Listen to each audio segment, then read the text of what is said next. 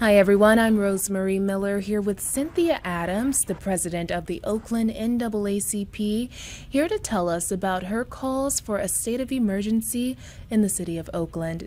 Thank you so much for joining me today, Cynthia. Thank you for having us today. Absolutely. So I know approximately $18 million was stripped from the police department in Oakland, and I'm wondering if you could tell us the effects that that's had in your city. It had a lot of fact. As you know, it was basically about defunding the police and putting the money into different areas, which is okay where the money's supposed to go into. But as of doing that, we was able to lose a lot of police services as well, and that mainly what happened. But after in the process of all of that, with losing funds, going into losing our chief of police. As you know, our chief of police got fired. And the chief of police got fired back in January. And basically, this is what basically started all of what's happening into Oakland. We have a lot of theft now. We have a lot of crime now. We have the crime and theft have went up more and more. But in the budget part of that, that was able to lean over, losing the chief was a lot. It was a lot. It was a lot for the community. And as you know, when you lose people that can really have a grip on things into your city, like a home life, you things seem to get out of control. And now things have gotten out of control, way out of control.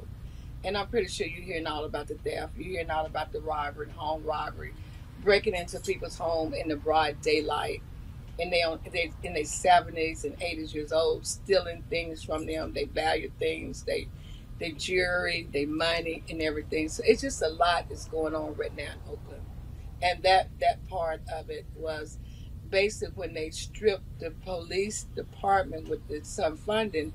You lost a lot of police officers as well. But I believe that the money went into resources supposed to have really helped the community out. So we know the NAACP is known to take a generally liberal stance, and the defund the police movement is rather liberal. So for you guys to kind of have some pushback against the defund the police movement, that almost seems a little bit right winged. Have you faced any It's backlash not a. because of It's not a that? right. No, it's not a. It's not a right wing. We Hmm. are going through changes in Oakland. We are going through change in Oakland, and if anything that's happened that's stopping from us to get help that started this, we do need to say something about it. And Yeah. it wasn't about the right wing, the left wing. It's about trying to bring our city together. And at this point, we need everyone to be involved in bringing our city together. Everyone. Right. So I'm sure you can't ignore the treatment of black people and police involvement in the Of past. I mean, course, we can, we're not. right. We can go So, on. We're not ignoring that. Definite. exact. We definitely not. So do We you have. see these incidents as isolated incidents with police brutality, or what's the case?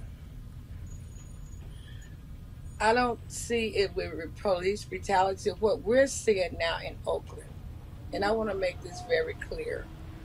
We are trying to make sure. I know you hear me saying this over and over again. We are trying to make sure that our city gets safe again. To make sure our city have the things that they need to have again. We are not. We're just moving into that direction to make a public safety. If you in the city, you know what's basically what's going on, then most people could understand that. But it's not about the funding police. That was the progressive movement and everything. But right now, we are focusing on what we need to happen. Things need to happen in Oakland.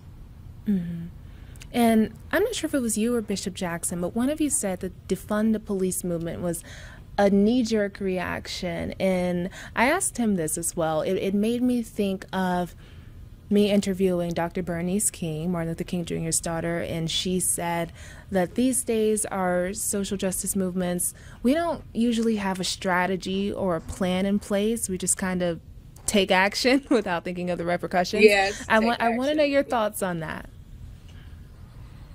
Well, we are trying to take action into things. We're definitely trying to take action.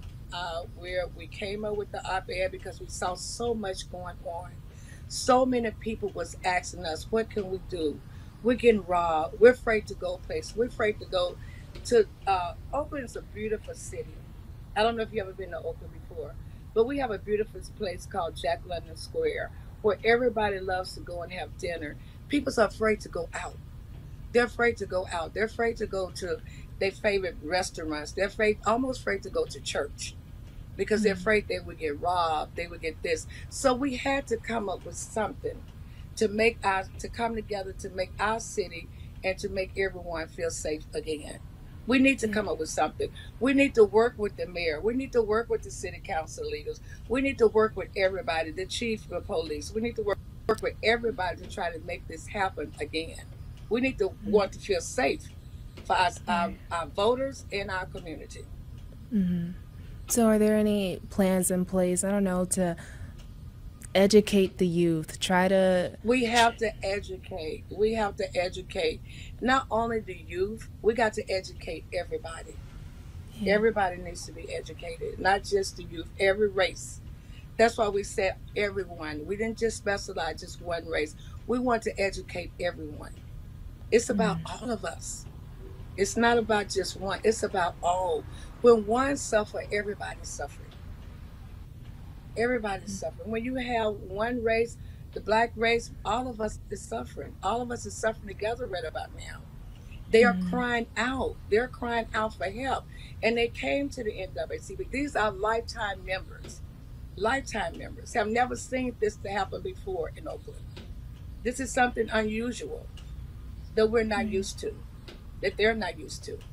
Yes, COVID came and did this, destroyed this and that, but now COVID is almost over. It's not over, but it's still here. And people want to go out, they want to feel free.